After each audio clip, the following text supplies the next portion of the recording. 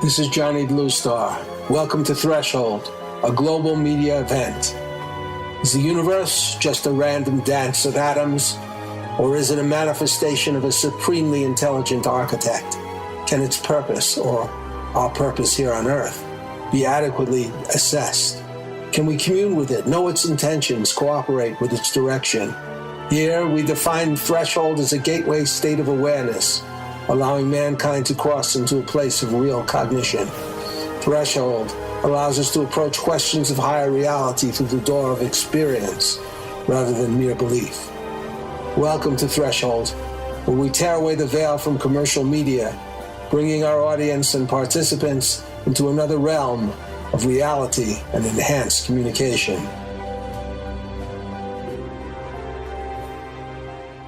This is Johnny Bluestar, and this is show number 2 of a series of shows called Who's Minding the Planet, featuring a continuing interview with musician, composer, songwriter Zave Nathan and his wife and songwriting partner, Bonnie Blazak, whose professional name is Blaze.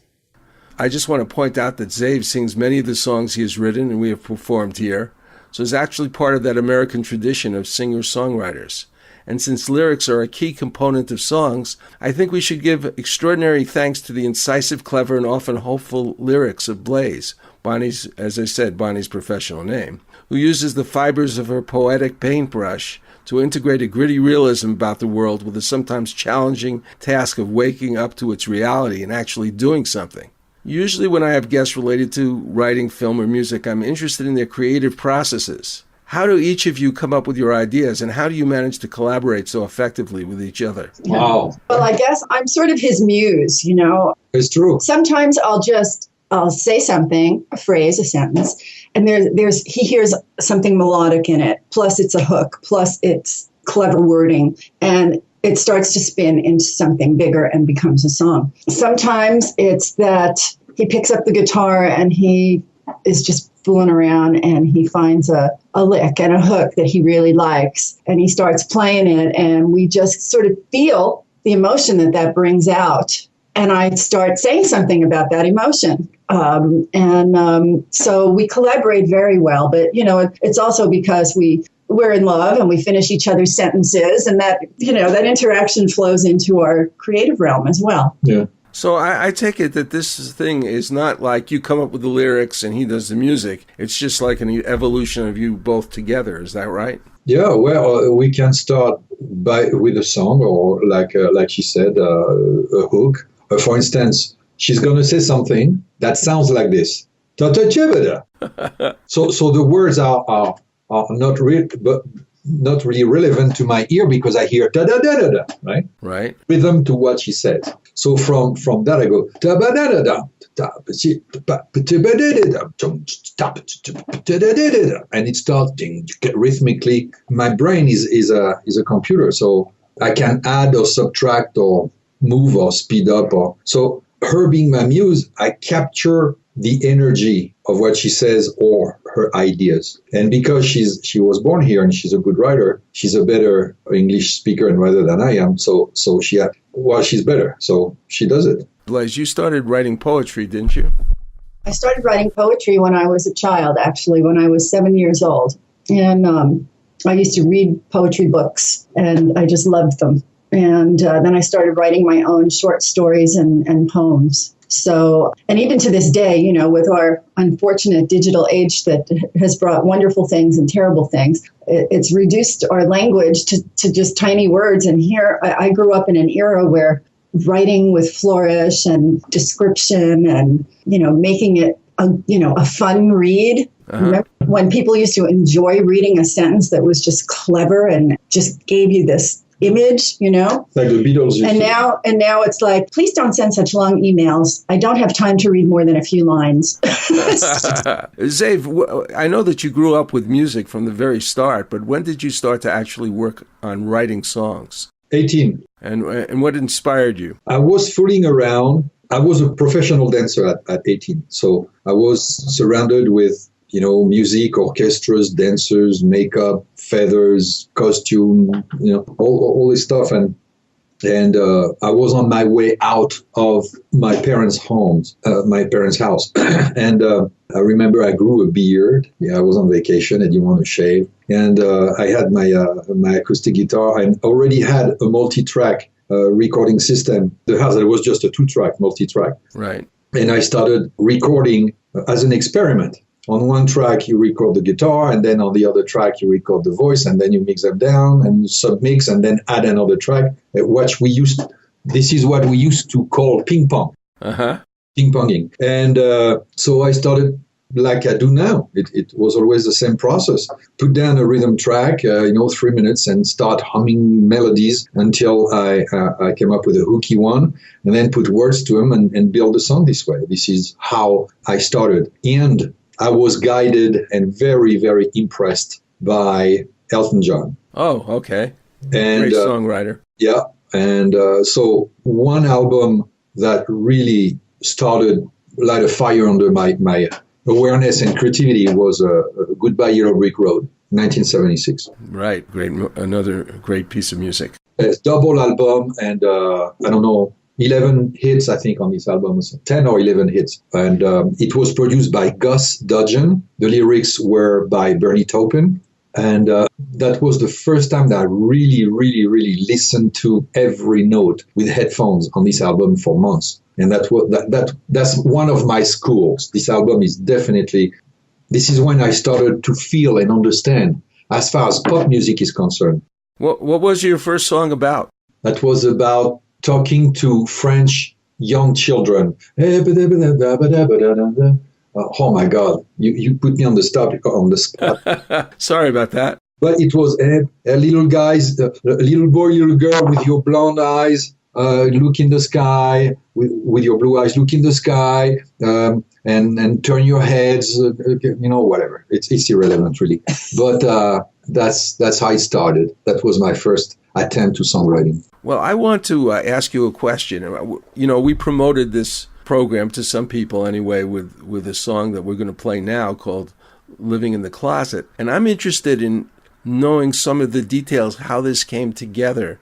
Not just the sort of ideological reason that you did it, but also the collaborative aspect of it. How did that creatively emerge? Well, do you want to take it on? Yeah, we wrote this when our 2 children were still living at home before they grew up and went away, which happened recently.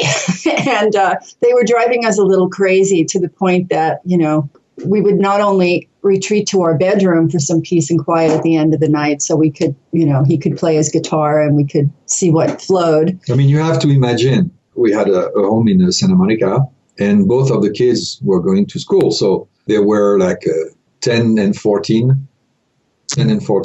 And so imagine getting ready for school. Did you do your homework? Did you broke this? Why did you break this? I mean, all this, right? And okay, guys, it's 9 o'clock. Let's go to bed. We have to wake up tomorrow morning, go to school. So you always have I'm tired. I don't want to watch. I don't want to watch TV. Well, my kids are about the same distance in age, so I had something very close to that too.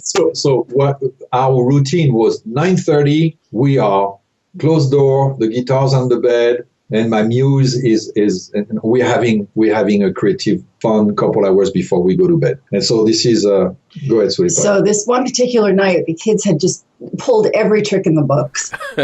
So frustrated that not only did we close our bedroom door and go into our room, but we went into our walk-in closet. Oh no! So this is literally true, huh? Really true. And we sat on the floor and we were laughing. God, we're living in the closet. And he picked up the guitar and he started doing a reggae beat, and started singing "Living in the Closet." And then it evolved from there. We started thinking about, so why would someone choose to live in a closet? What are you hiding from? And it became about the population of our world living in the closet as if they don't want to know what's really going on out there. They're either hiding something from themselves because it's too much to bear, or they're hiding themselves from the world. And it's not a song about homosexuality at all. Yeah. In my case, I was always politically aware, but I was politically wrong at a certain point after 9/11. And I'll maybe go into that later because it's part of what we're going to discuss. But right now, let's play it. Let's play Living in the Closet.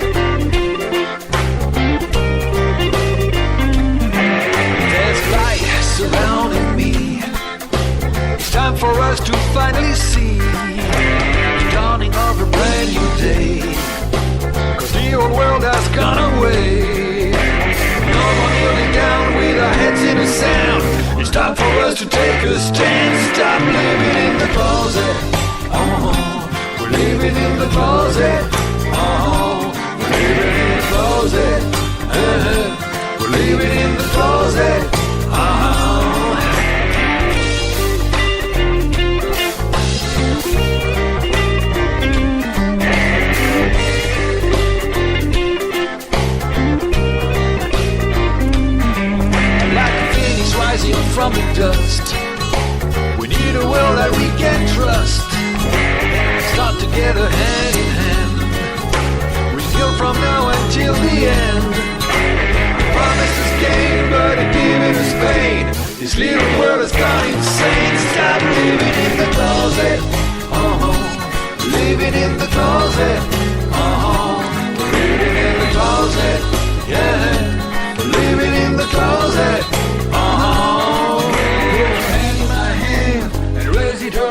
Brotherhood of man, only love, no more life. Put your hand in my hand and raise it up high. Brotherhood of man, only love, no more life. Come on, hand in hand until the end. Hand in hand until the end. Hand in hand until the end.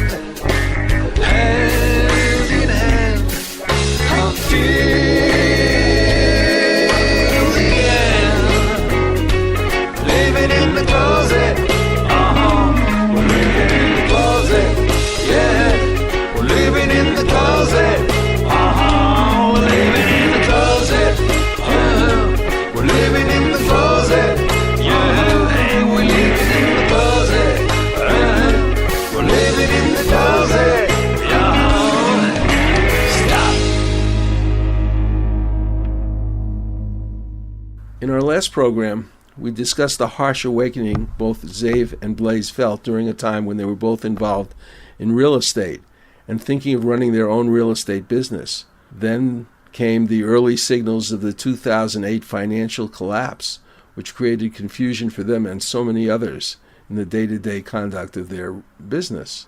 They were confused because a collapse was coming that was related to the fraudulent securitized mortgages that were created by bundling dicey, poorly financed individual mortgages which were acquired without any kind of real due diligence. In other words, the people didn't really have the money to do a mortgage, and sometimes there was absolutely no oversight from the banks or the lending institutions when they got it. And then these things were rated highly by the rating companies.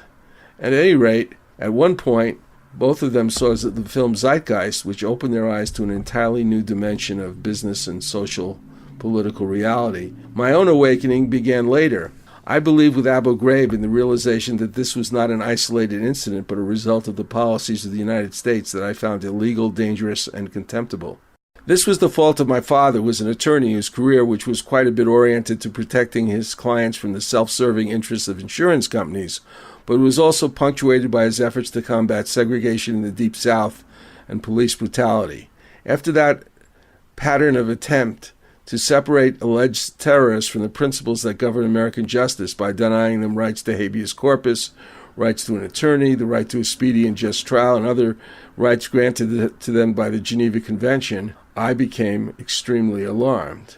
Then I went over the events of 9/11 and various wars that followed and began to formulate an entirely different picture of political reality, one that contradicted all that I believed in and hoped for from our country. As I did this, the revelations about surveillance drove me to the conclusion that our citizenry had lost its control over the country and was too asleep to do something. In our last Who's Minding the Planet, we questioned to some degree the source of the economic downturn of our country, the loss of our constitutional rights, the internal dangers facing the United States, which have been enormously increased by our porous borders and our lax immigration policies and many other tactics. We must simply face up for that.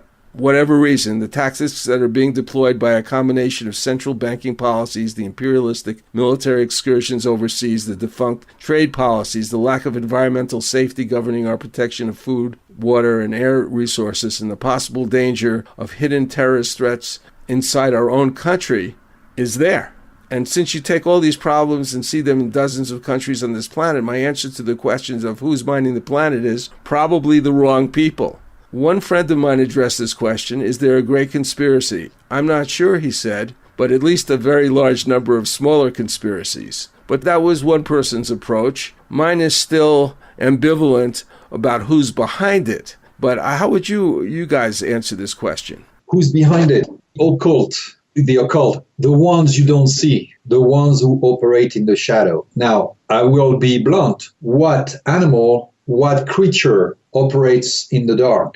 I'm not sure. Bats? Yeah, cockroaches, vampires. I have to say something about that word occult before we go on. You know, occult means hidden. And I do believe that there are secrets about the universe and about spiritual evolution that are necessarily hidden, just because people cannot, even though it's what Goethe called the open secret, they can't necessarily access this positive direction of spirituality. So I have a feeling that you're really talking about a negative occult. Yes, a very dark occult. It's the Illuminati bloodlines that have all of power, the monarchies, all of the European royal families are all within this bloodline, which they very, very carefully preserve from generation to generation. And for eons, they have ruled our planet, and they're still ruling it today. And we had no idea. This is part of the spiritual awakening, is awakening to your 3D reality that you live in. A spiritual enlightenment isn't just you close your eyes and go within and meditate and feel your connection to source, and that's all very good. But if you don't understand the physical world you live in, how are you enlightened? I remember Jacques Fresco, who is a 100-year-old inventor extraordinaire who's way ahead of his time, and who has put together a project in Florida called the Venus Project that shows how we can live without a money system, where the inhabitants can all give 4 hours a day work to the community in whatever area of their expertise or passion. Nobody gets paid, but everyone has everything they need. You have a roof over your head, you live in a beautiful community, you've got your food, everything is provided for everyone. But you still have all this time to be with your family and teach your children and,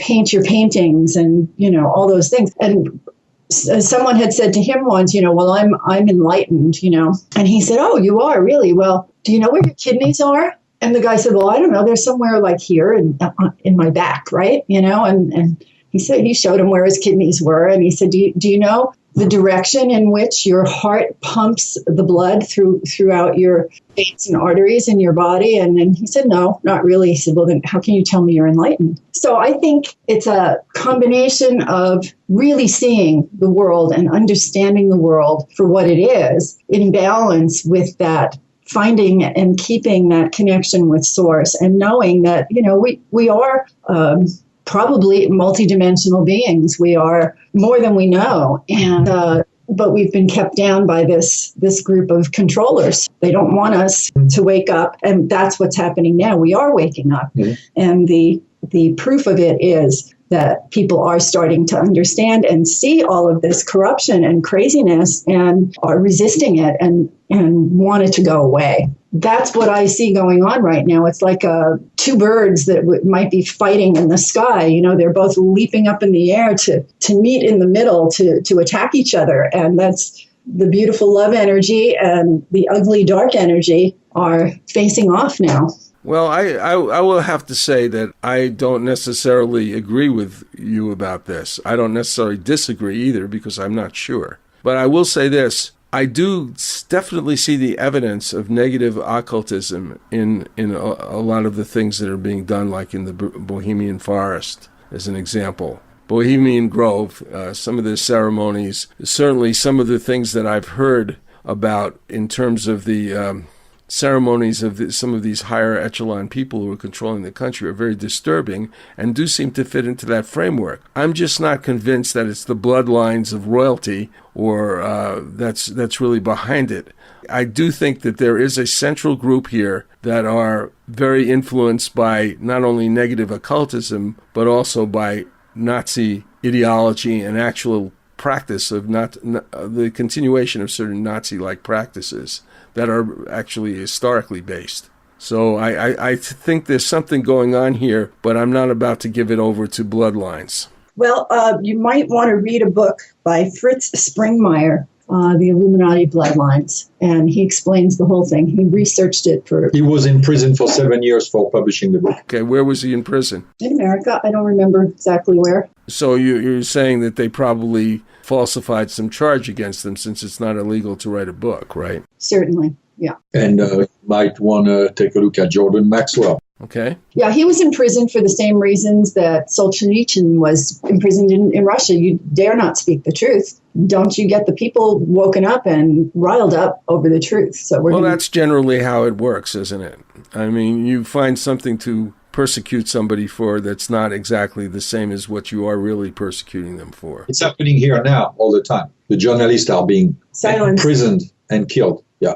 Yeah, and the use of the Espionage Act to curtail whistleblowers. Yep, totally illegal. So I'm going to grant you your hypothesis for a moment because that's what you believe in. And so I would like to ask you, what if that is true, what can we actually do about it? Well, what my mission is to write about this in songs and to use the music to penetrate the soul. And we are witnessing every day, we are collecting, and Blaze is funneling the ideas, and we develop songs from this observation and this awareness. I cannot anymore. We've lost so many friends and so many connections in our social circle by even discussing any of this, because people cannot believe that everything they've always believed in is false, and they don't even want to look at one aspect of it being something else other than what they've always believed. But we went through this ourselves. I mean, believe me, as you and I, Johnny, discussed in our last talk, that I had religious beliefs that I had to let go of too when I realized they were unfounded, and it's painful. It's hard to let go of what you believe in. And then for us, the more we dug and looked into this whole situation, everything we were ever told was a lie. Wow. So we live in a world that is, it is the Matrix. It's a totally false reality. Yes. And when you wake up and unplug from the Matrix and you see what it really is, and then you want to go try to wake up the other people and say, hey, you want to take this thing out from the back of your neck and unplug and look at what the world really is. And they're like, get the fuck away from me. Oh, FCC, oh.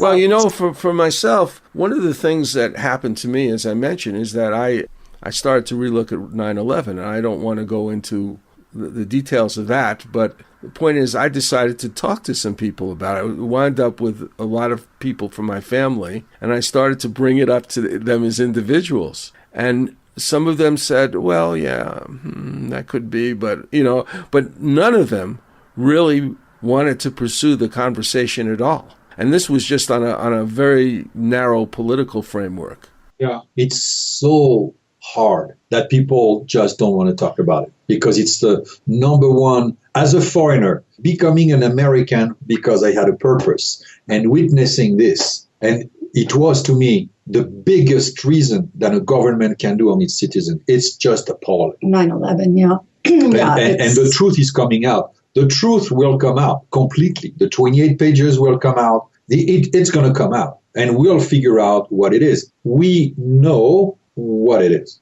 When the American people will go, really? No way. Really? No. Yes. Oh my God. It's going to be a change of awareness, and America will change its political direction. But as far as stopping this evil power that, has taken over everything for thousands and thousands of years, what can people like you and I do? I think we can do a lot. And later on in our discussion, I'd like to sort of propose certain things that we can do. But I do think that part of it, honestly, in my mind, as you know, because you know what I do, is music. Part of it is because music has been a very deleterious effect in our country now. It's like we discussed in our last program. It's dumbed down things, and it's injected a certain type of violence and unlawfulness into the whole atmosphere in between the bubblegum non-reality, just chewing on it and listening like a cow chews on its cud, and not really moving people to do or think about anything.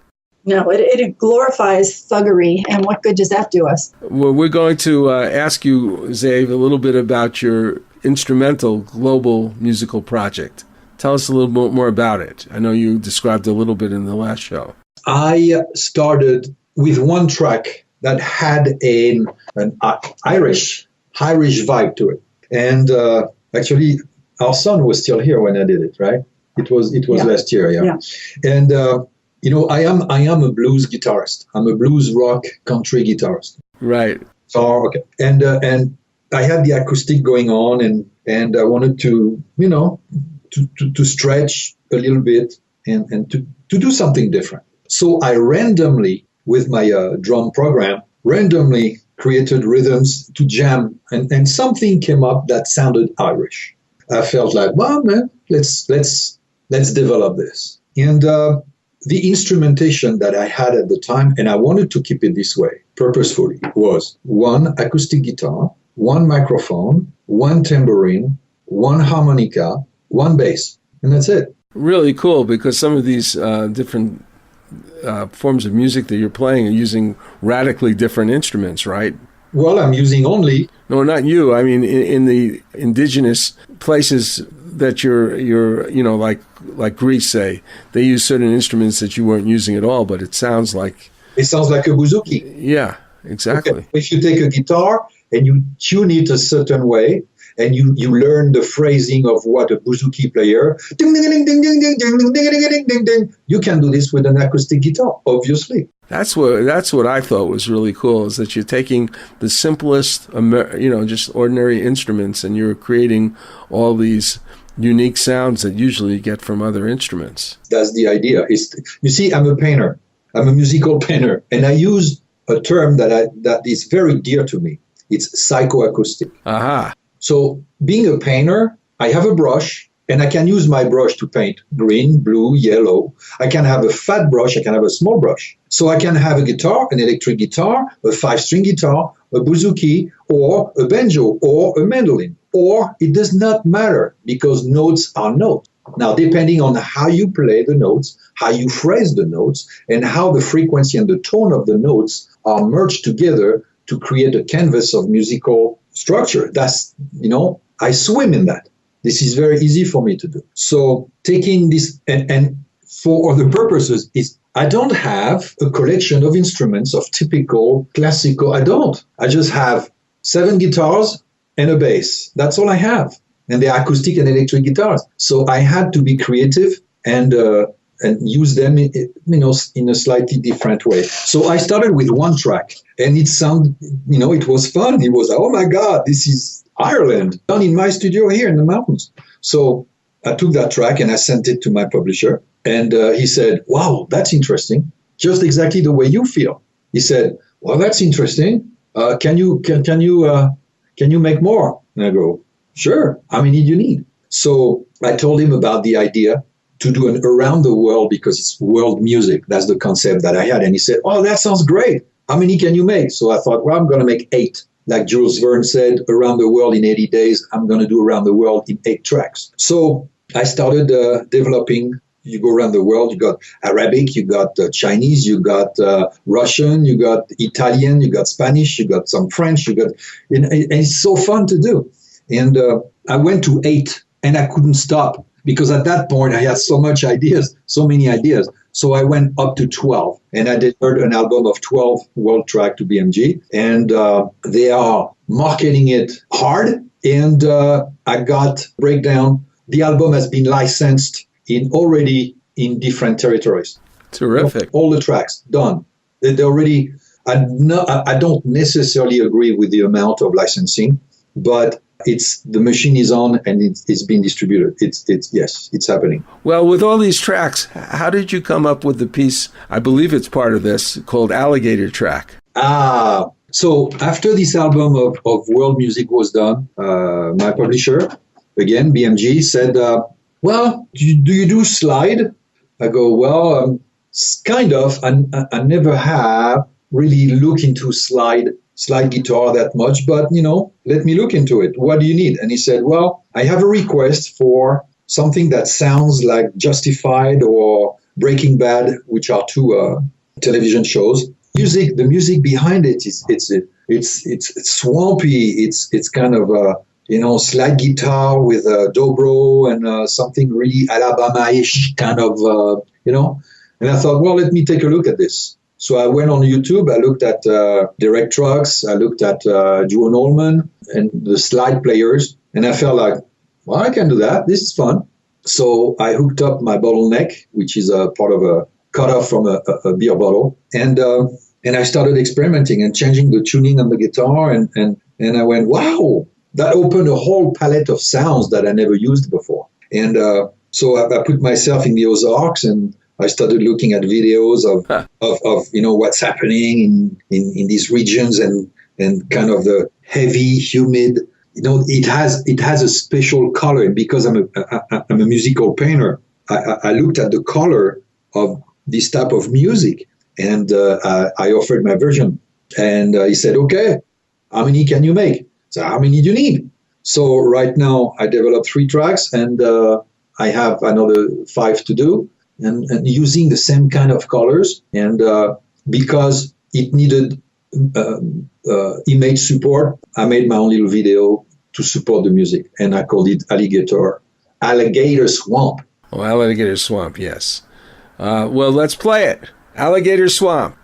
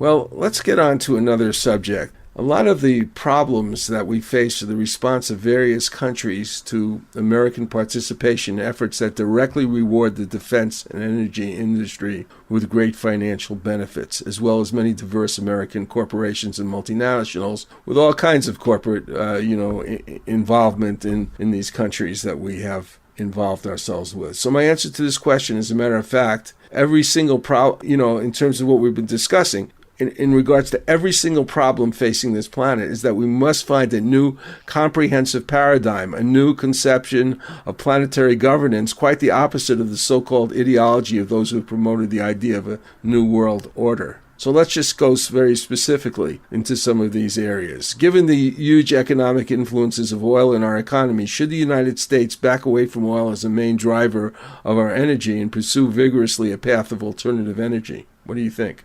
I will attempt to answer by asking questions so your listeners can think about the statement you just made. First is, what is energy? So people out there, think about this question. What is energy? Energy is life. If you control the energy, you control the life. So energy is electricity. Electricity is heat, hospitals, communication, computers.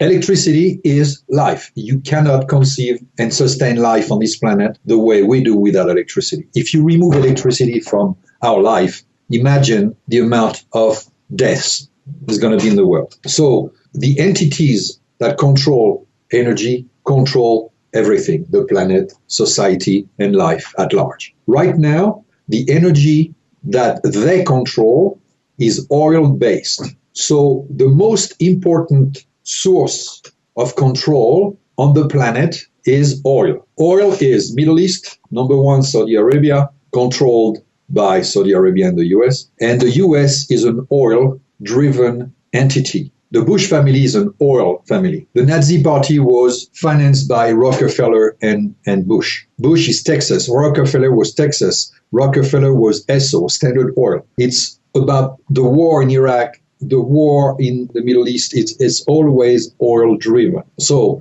to answer your question, who controls the energy controls the world. The day Saudi Arabia and the Middle East are losing the grasp on the control of life on the planet, it will go very fast and they will lose their power and their control, because outside of oil, these countries bring absolutely nothing to society and civilization. Absolutely nothing. I want to bring in a much larger component to this. You do believe that there are alternative energies that could replace oil, not just solar and wind, but other alternative energies. Do you not, or not? Yes, absolutely. I recently read last year, two different men had invented a source of energy that could power a whole house. It was the size of like a little cat's sleeping bed in a circular device that based on Tesla information. And apparently it's, you activate it, and once it's been activated, I guess you have to plug it into your wall and bring it up to speed. And from that moment on, it will self-renew and power your home and everything in it indefinitely. And this man in India who invented it said he wants to make it available to everyone in the world, that he will only charge $200 for each of these devices.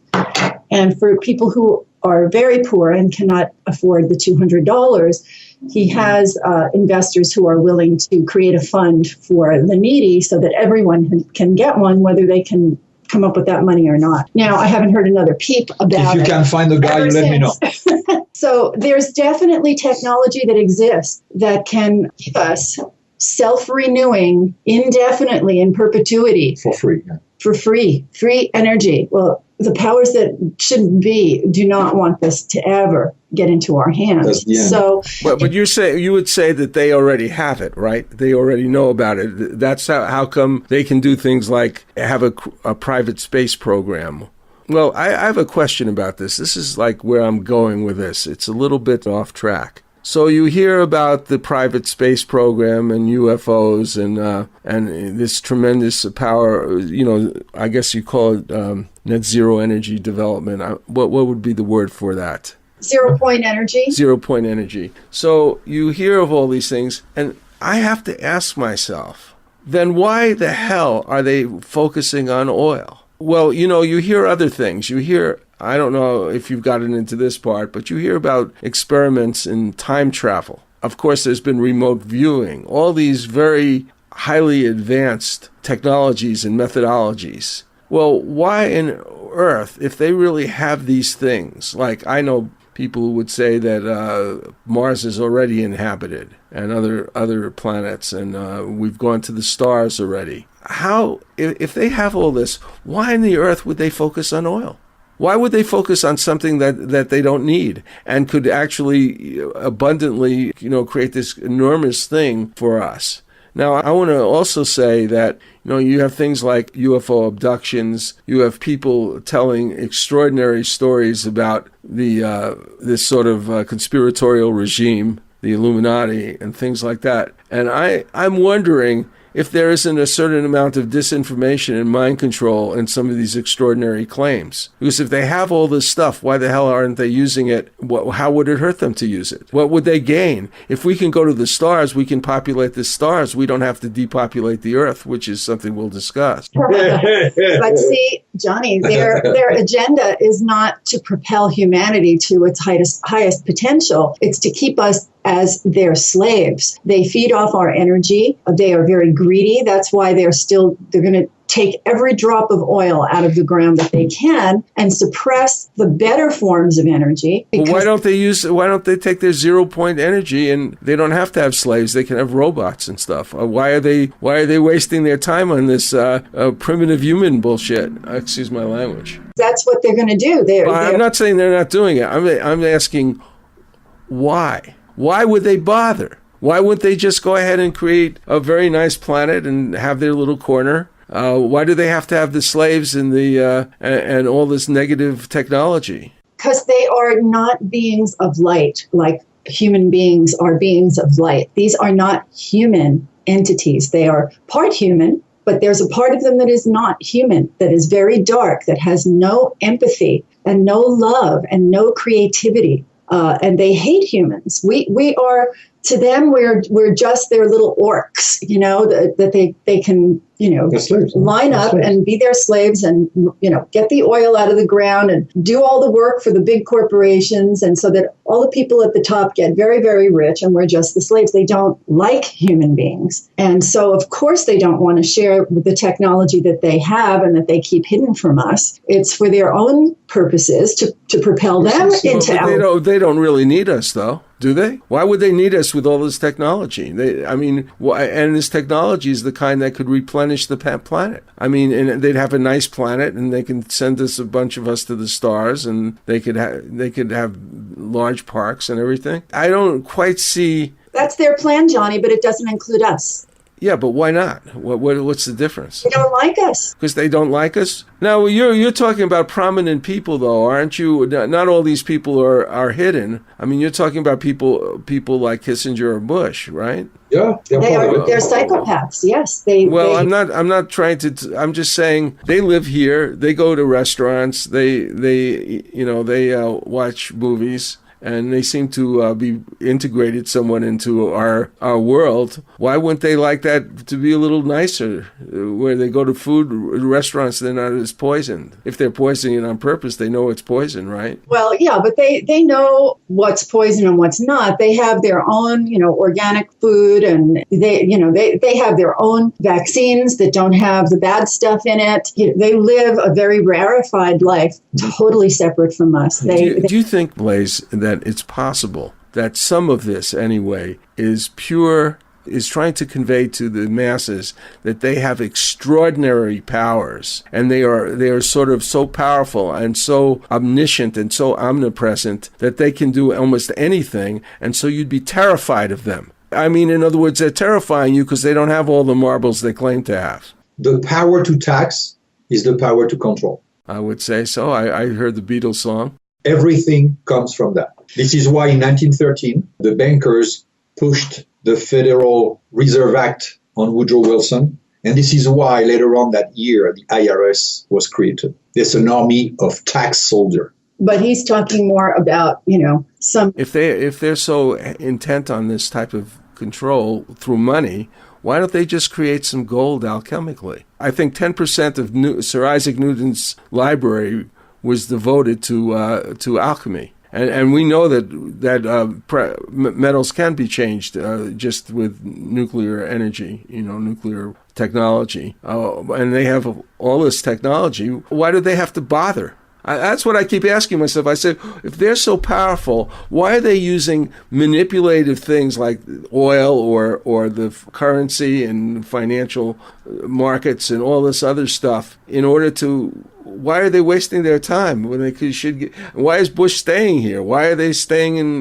Why don't they just go to Beta Hydra or something and have fun there? Because they like planet Earth. It's beautiful. They are. Well, they're kind of messing it up, aren't they? I mean, they're doing all. Well, let's go into how they're messing it up. I've done enough questioning because I would agree they are messing up the Earth, or someone's messing up the Earth. Let's talk about the existence of chemtrails that are deliberately flooding the skies with chemicals dangerous to human beings. Yes, very dangerous. I've heard various theories about chemtrails, and I hate to tell you, but there's one that I just heard. They claim that its purpose was by the government to deflect dangerous solar activity from the sun. I did dismiss this. I didn't think it was true. But is this really happening? Are they trying to poison us with chemtrails? And what is that all about? Oh, boy. Well, the chemtrails are particulate that is sprayed every day all over the world. The particulate is made up of various salts like barium and aluminum, and it also has nanoparticles of red blood cells in it, and viruses and God knows what else they're putting out there. There is a disease that has cropped up in the recent decade that they've labeled Morgellons disease. Have you heard of that? I've heard of it, but I don't really remember what it is. There are fibers that drop out of the sky that look like black, sticky spider webs that people have found all over the country, and they've taken them to private laboratories to have them analyzed. And people have gotten sick. This Morgellons disease is from the chemtrails, and people are having fibers grow out of their body through their skin, and then it gets red and bloody, and it will never heal. I mean, that's what it is. That's what the symptoms are of Morgellons disease. The symptoms are of Morgellons, and you see these long strands of fibers growing out of their skin, and it's creepy. And so some people who have this are actually scientists. So they grab the fibers and, they dig into the skin and take out a little sample and look at it under the microscope. And crystals are being formed, microscopic crystals. And it's from whatever they're spraying in the sky. Now, when they spray this stuff, not only does it acidify the soil, we have to breathe, so we're all breathing this stuff in. And this aluminum and barium, it's such nanoparticle size that it goes right through the blood-brain barrier, and it's permeating our bodies. And I don't think it could be good for us. I don't think they're spraying it because it's going to make us, gain 10 points in our IQ and be physically strong and never get sick again. It's all part of the plan to do us in and to destroy agriculture. Their plan is to eradicate human beings except for a small little army that they need to do their bidding, and the rest will be robots. And then they're going to become cyborgs. They're going to, grow body parts that they need to replace from time to time and, put in some machinery, be a little bit like Terminator, where you're half man, half machine, and live forever. That's their plan. So they have built these underground cities that we talked about in the last show. And whatever the conditions get on the surface of the earth, when it's unlivable, they'll just go underneath and stay there for as long as they need to. They've got their doctors, they've got their technology, they've got their little organs that are growing, they've got their organic food growing under the ground with fake grow lights. So if they want to launch a nuclear war, or, they don't care. They can stay underground for a very long time. We can go through another ice age. They plan to live forever and make themselves gods. This is it's so beyond science fiction that no one wants to look at it and think it might be true, but that's what it is. Well, this part of me that's contrarian is coming up again, and I'm seeing these people living in this mansion on a 300-acre estate, which is completely beautifully groomed. I mean, it's just beautiful landscaping, and they live in this house with wonderful antiques and some modern furniture and all the latest technological entertainment that they can have. And at night, when it comes to about 2 o'clock, the whole family goes out and kills a bunch of people, and then they go home to their luxury estate.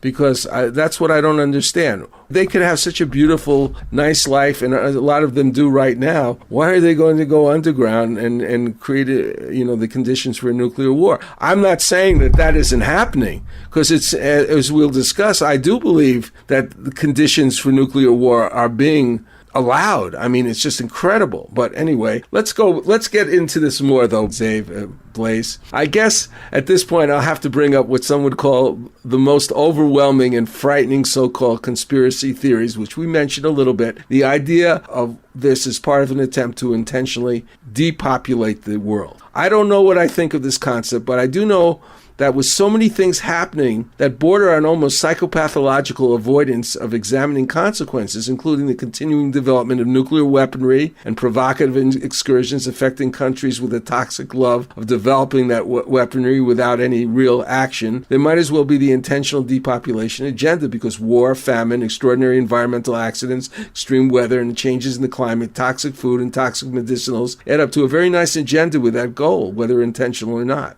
But is it? You think it is, right? It's intentional, and you said the word. They are psychotic. We're not dealing with people who are normal. They are psychotic to the degree that, they may end up destroying themselves as well. It doesn't even enter their minds that might possibly be the result. They're so driven by their greed and their lust. They have a lust for pain and suffering. They enjoy watching us suffer and take things away from us and make life harder. Bonnie, that almost seems to me the core thing that you're saying. You're saying they're willing to avoid using their alternative technology and everything to save the planet in order to enslave us because they enjoy it, because they're the rich family that's going out at night killing people just for the fun of it, because they're living in a mansion and they're living in the middle of a wonderful landscaped paradise. Exactly. Hunters do the same thing on Sunday morning. What does? They take their rifle, they go in the woods, and they're going to kill animals, and they're going to feel good, and it's going to be good. Well, that is true. But that doesn't hurt them. I mean, they kill the animals, they might enjoy it, but they go back home, and they don't have to think all day about some massive extermination plot. We're just cattle to them. We are cattle to them, nothing That's more. What it is. We're chickens, Sounds to me we're more like deer, insofar as they enjoy hunting us. Yeah. Oh, except they've put us in herd mentality. Absolutely. The mind control has created herd mentality. All right. Well, we're speaking of poisoning the environment. We got the air, but let's look at fluoride in the water. What do you think of that? Well, first of all, who invented that? Fluoride. The fluoride. I think it's a waste product, and I think it may be related to nuclear waste product, but I don't remember exactly. Do you remember? Yeah, this is a technology that comes from the Nazis. Hitler developed, let me ask you this. How come you can take 6 million people, put them in a camp, and have them quietly sitting down and waiting for their deaths? How can you do this to 6 million people? Because they are drugged, because they are starving, and because the fluoride is a mind destruction drug. It lowers your IQ and it makes you weak. You don't feel, you have no fight left. That's right. It takes away your fight instinct. 1932, Nazi party created this system. Number 2, a Nazi, the money was coming from the US. Number 3, the rise of Hitler in popularity is the same as we've seen with Obama. Number 4, to tell the German people that the Jews have to be eradicated because the conditions they live in is because of the Jews. We have the same racism going on right now. It's all engineered so we kill each other and we hate each other and we don't trust each other, we don't love each other. It's all about divide, conquer, and destruction. It's all about the biggest name that I could see to synthesize all that is happening now and that started happening in 1972. I spell it CONTROL. It's all about controlling. It's all about control. Everything we do, everything they do is to control us. Everything we do is to serve them. Okay, that's a comprehensive answer. This is falling under, and I would like your listener to go check that out. Agenda 21. You can find it on the UN's official website. Just do a search for Agenda 21 and... But Agenda 21, written by the UN, they say this is to help. Yeah. But because everything is inverted, you have to look at what is Agenda 21 outside of the UN. Well, why don't you describe it to some degree? Agenda 21 is 20% of depopulation over 60 years. Okay. Incomplete. So this is completely documented by United Nations official. No, yes. You're not going to see it on the official. It's going to be worded like sustain, like earth, humanity, better life. You can read in between the lines. And a lot of it has to do with the Bureau of Land Management going in and stealing land from landowners to say that, for some reason they need it for the government. It's for conservation. It's for, the turtles that are going to die if humans stay on the land. And they joke and laugh how they'll buy a ranch of, 100-acre ranch and pay them a pittance for it and force them to move off their land and, pay them 1/10 of the value of their property. And it's part of their plan they don't want humans living on most of the United States. They want it to all be government protected, environmentally, and for the animals protected so that human beings can't be on it. And that's part of what's behind the green mask. Well, what's behind the global warming. Oh. They're using global warming to aid, that's part of the Agenda 21 to get people off the land. If you convince human beings that they're breathing in and out and eating and pooping and driving a car and putting their trash in the dump, destroying the planet, it's all our fault. We are destroying the planet, which is not true. Well, I thought that global warming is usually attributed mainly to carbon emissions. Yes. Carbon dioxide emissions, I mean. CO2. CO2 comes from humans. Now, let me ask you this. People out there listening to this program. CO2. I'm asking you this. What do the trees breathe? CO2. CO2, right? People who have big greenhouses that they're growing vegetables, flowers, whatever, they put CO2 machines inside the greenhouse to enrich the level of CO2 so that the plants will be hardier, they'll grow larger. CO2, the amount of CO2 on the planet right now, we don't have a problem. It's not enough. We have a lower CO2 level than we did 100 years ago, and our trees are dying. Our trees are dying off because of the chemtrails, actually, but the CO2 levels are lower than they were 100 years ago, not higher. And CO2 is what feeds all things that grow out of the ground. That's their oxygen. So plants and humans are very symbiotic in that we exhale CO2, they take it in and release oxygen back to us.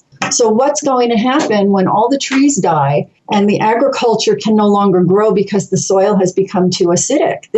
They are not in a big hurry. They could always just, go underground and unleash, hell upon us with nuclear war and be done with it and just, stay underground for 100 years and come back up and start over. I don't know. But they're doing it slowly. They don't want the people to rise up against them and understand what they're doing. So they do it in a hidden way. And they do it through every single aspect of life, what we breathe, what we eat, all the restrictions on our movement and our taxation, and you have to buy health insurance or we're going to fine you. We're going to take whatever little bit of money you have until you have nothing. And now this is outrageous because we are in a country where I assume that coming to this country and becoming an American citizen, I am then subject to the law of the land. Can we agree with that? And we have been controlled by the land, by the law of the sea, and not the law of the land. Number two, the law of the land in America is the Constitution and the Bill of Rights. That's why I'm here. And it's not being enforced. It's being debunked, and the justice system is throwing it in the garbage. So if we don't react to this, and if people don't go, stop it, this is wrong, this is America, this is our law of the land, we'll fight for it, because if we don't, our freedom will be gone. It's going to be over.